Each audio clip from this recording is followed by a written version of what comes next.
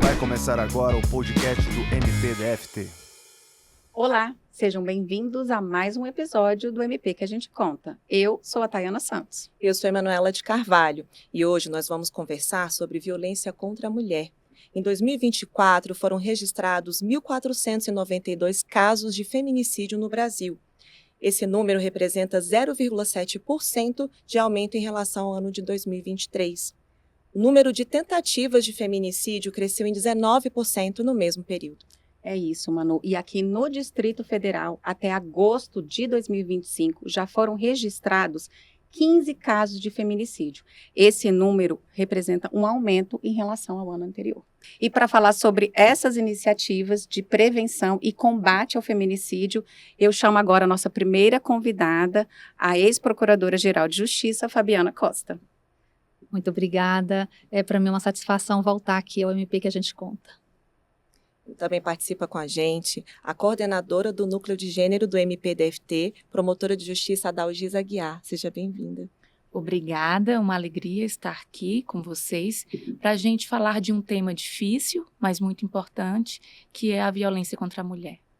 Exato. Doutora Fabiana, para a gente começar, o Ministério Público, criou uma comissão de prevenção e ao combate ao feminicídio em 2023, e eu queria que a senhora contasse um pouco mais sobre essa iniciativa. Por que essa comissão foi criada? Tayana, no ano de 2023, nós tivemos um aumento muito significativo do número de feminicídios no Distrito Federal. Um aumento expressivo no número de feminicídios merecia uma atenção especial, mas a gente precisava entender os motivos desse aumento e também procurar mecanismo para o aperfeiçoamento da nossa atuação nessa área. E, doutora Adalgisa, o MP tem fortalecido a sua atuação institucional por meio de capacitações de membros e servidores, em temas relacionados a gênero. Conta para a gente um pouco quais são as iniciativas que integram essas ações. No início do ano passado, no início de 2024, o Ministério Público já iniciou diversas capacitações. A comissão trouxe o projeto Feminicídio em Debate. Todo mês foi feita uma palestra com uma temática importante para a gente refletir e pensar de forma conjunta, institucionais, sobre situações que poderiam levar a uma violência e a mesma a um feminicídio. Então, desde 2024, iniciamos essas capacitações que se seguiram no ano de 2025 com o projeto Gênero e Justiça e também com os cursos de aprimoramentos, cursos direcionados a cumprir uma determinação da Corregedoria Nacional relacionada ao selo Respeito e Inclusão. E, doutora Fabiana, outro eixo de atuação da comissão era no diagnóstico e análise dos fatores, que levam ao feminicídio. O que a senhora pode contar que vocês identificaram neste período da comissão? Um dos pontos principais foi justamente o estudo do fenômeno feminicídio. Temos promotores do júri, temos promotores da área de violência doméstica, temos promotores que atuam com crimes cibernéticos, apoio a vítimas, enfim, são diversas áreas do Ministério Público que se envolveram, primeiro, para conversar entre si, entender as nuances entre uma área e outra e também entender o fenômeno a partir de pesquisas, a partir de dados, a partir de uma avaliação mais profunda das políticas públicas, e das orientações que nós temos em termos de mecanismos internacionais, enfim. E a primeira parte do relatório que a gente lança agora, nesse mês de setembro, é justamente dedicada a essa questão. Por quê? Porque a gente precisava entender a razão de, primeiro, ainda existir feminicídio nos dias de hoje, e com números tão significativos. Então, de 2015 a janeiro de 2025, das mulheres que morreram, 30% delas já tinham feito ocorrência policial, mas 70% delas não tinham registro de ocorrência policial. Ou seja, eram crimes que não chegavam ao nosso conhecimento, não chegavam ao conhecimento do sistema de justiça, que é o momento em que a gente pode promover medidas protetivas e outras medidas de proteção às mulheres. Então, isso significa que 70% dessas mulheres, e isso tem sido um dado que se repete tanto no Distrito Federal como nacionalmente, não estavam sob o nosso olhar. né? Então, essa é uma primeira questão. Sim. Né? O que fazer a respeito disso? Né? E o que está acontecendo para que essas questões não cheguem no sistema de justiça? A gente pôde se debruçar e entender o que é que está acontecendo. Quais são as falhas de que mulheres não conseguiram registrar essa ocorrência? Quais as falhas da rede de proteção? Será que está tendo falhas nas delegacias de polícia, nos atendimentos da delegacia de polícia? E, a partir disso, criamos esse ano um grupo de trabalho em que envolve o Núcleo de Controle Externo da Atividade Policial, o Núcleo de Gênero, Ouvidoria das Mulheres e o Núcleo de Atenção às Vítimas, para a gente tentar fazer um trabalho mais próximo com as delegacias, para saber como é que estão esses atendimentos.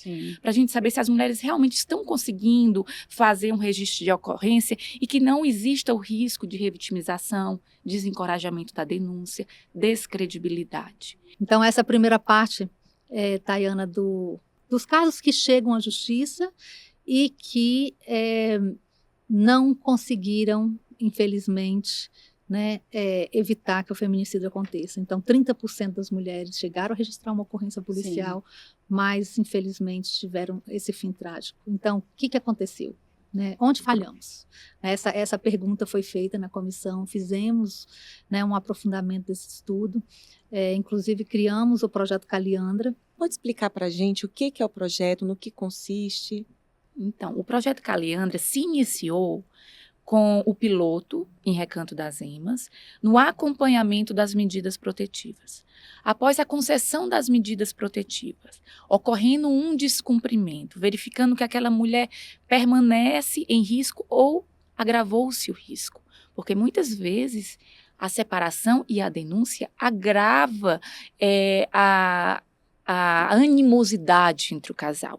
Então, por isso que é tão importante a gente acompanhar essa mulher para que ela realmente saia da situação de risco e permaneça em segurança.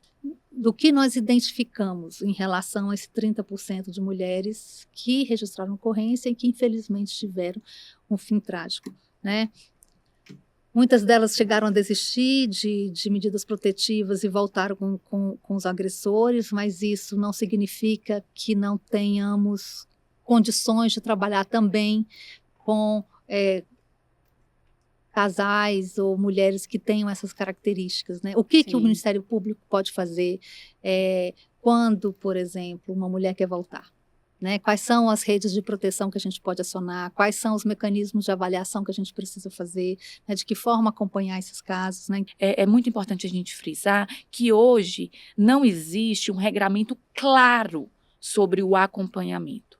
Seria muito importante uma normatização mais clara sobre como deve ocorrer esse acompanhamento e como as diversas instituições, sistema de justiça, sistema de segurança pública, redes de proteção, sociedade civil, devem agir conjuntamente, coordenadamente, para acompanhar essa mulher. Doutora, e como a gente está falando de medida protetiva, vamos esclarecer como é que a gente pede uma medida protetiva? O que precisa acontecer? A gente vai em que órgão?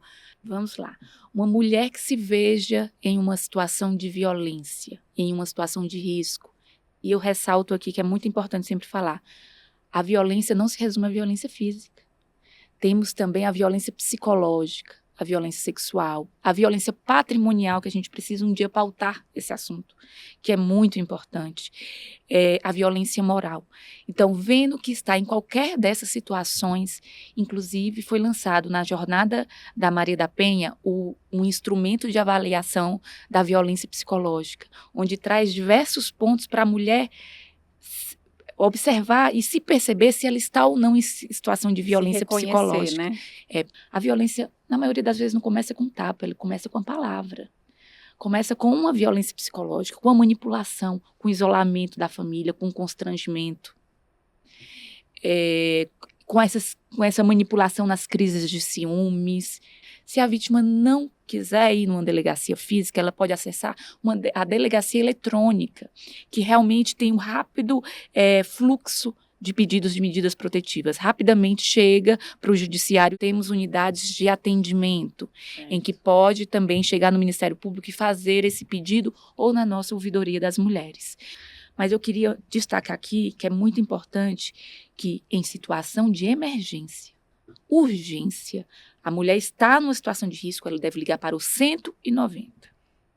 Não tem que ligar para qualquer outro número. É o 190, o número da Polícia Militar que atende urgência e emergência. Então, a gente percebeu que não é possível, né, Fabi, conceder uma medida protetiva de forma burocrática sem observar o plano de segurança daquela mulher, a avaliação de risco efetiva daquela mulher, para a gente perceber, para a gente assegurar a vida dessa mulher. A gente precisa de um DMPP, que é um monitoramento eletrônico. Precisamos do botão do pânico, que é o nosso Viva Flor, de um acompanhamento pela Polícia Militar, o Provid, de um encaminhamento para um serviço psicossocial, um espaço acolher, uma casa-abrigo, uma casa da mulher brasileira. O que foi muito importante observar das medidas protetivas vigentes no momento, né, 12% das mulheres que morreram tinham uma medida protetiva vigente no momento do feminicídio. Sim. Né? Mas dessas, aquelas que estavam acompanhadas por algum tipo de política pública, Espaço Acolher, Viva Flor, enfim, DMPP, Provid, nenhum caso de feminicídio foi identificado. Um dado que chama muita atenção é que dos autores do fato, mais de 70% deles já tinham algum tipo de registro de incidência penal. Né? E normalmente... Dos agressores, né? Isso. Normalmente, lesões corporais, ameaças, que são delitos típicos então, da violência já doméstica. fica um alerta, né, doutora? A gente Fica um não alerta. pode colocar ali uma gradação, muitas vezes essa gradação não vai ocorrer, né, da violência, vai começar de uma forma leve, chegar ao feminicídio, mas existem alguns sinais que precisam ficar em alerta. Então, olha, eu quero lhe proteger, eu não quero que você saia com suas amigas, eu não quero que você converse com seus familiares, quando tem esse quadro de isolamento, de manipulação, tem que acender todas as luzes, e não apenas das instituições públicas, da sociedade, dos vizinhos, dos familiares. Eu digo muito, a gente só vai conseguir enfrentar realmente o feminicídio quando todos da comunidade, igrejas, escolas, perceberem as especificidades da sua localidade e interferirem nessa realidade para que realmente contribuam para romper esses ciclos. Doutora, por isso que é muito importante, né, fazer campanhas, né, de prevenção. Que inclusive isso é um dos eixos, né, doutora, da comissão, e eu gostaria que a senhora falasse um pouquinho rapidamente, lembrar para a gente, né, a gente foi uma campanha bem ostensiva, que era justamente com essa temática de violência contra a mulher não é normal. Queria que a senhora contasse como foi essa experiência, porque ela foi um pouquinho diferente, né, doutora? Conta para a gente.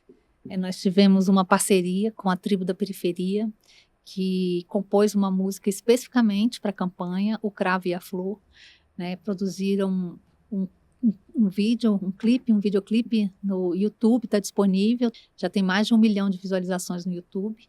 É uma música que trata de uma forma muito simbólica, né, da questão da violência contra a mulher, extremamente educativa, então fácil de mostrar em palestras, em escolas, em igrejas. É um material que vai estar à disposição da população, né, que queira ter acesso. Essa campanha, ela tem esse mote, como você falou, né, que a violência contra a mulher não é normal. Abra os olhos. Você pode mudar o final, Você né? pode. Exatamente. Sua atitude pode mudar o final, porque isso. uma atitude realmente pode mudar o final. Os dados estão mostrando, né? As Sim. mulheres que procuraram ajudas, elas morrem menos, né? Elas morreram menos. Nós somos do Distrito Federal, a unidade da federação que mais aplica medidas protetivas. Doutora Adalgisa, até pegando o gancho na campanha, né, falando sobre a campanha que foi realizada contra o feminicídio, o Núcleo de Gênero também realizou uma campanha de carnaval, pediu para parar, parou, né, que ela é voltada assim, contra a importunação sexual.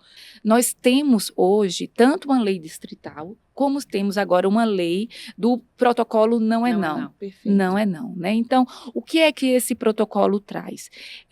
Não apenas traz uma conscientização sobre essa questão da importunação sexual em bares, restaurantes, espaços de lazer, mas traz também uma obrigação para esses restaurantes, para esses bares, boates, para esses blocos de carnaval, ter uma estrutura de proteção a essa vítima que eventualmente sofra uma importunação sexual.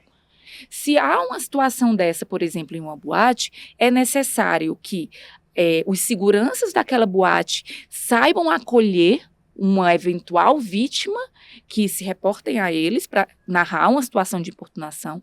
Como se não bastasse, ele precisa ter uma capacitação para separar o autor da vítima, proteger aquela situação, de garantir que as provas ali de uma determinada importunação ou outro crime mais grave, um estupro, né? Então são essas duas frentes. O alerta que depois do não, tudo é importunação. Queria que a doutora Fabiana comentasse sobre esse caso, que foi um caso emblemático aqui em Brasília, né, de um caso de estupro que foi ao STJ, e queria que a senhora explicasse o que aconteceu.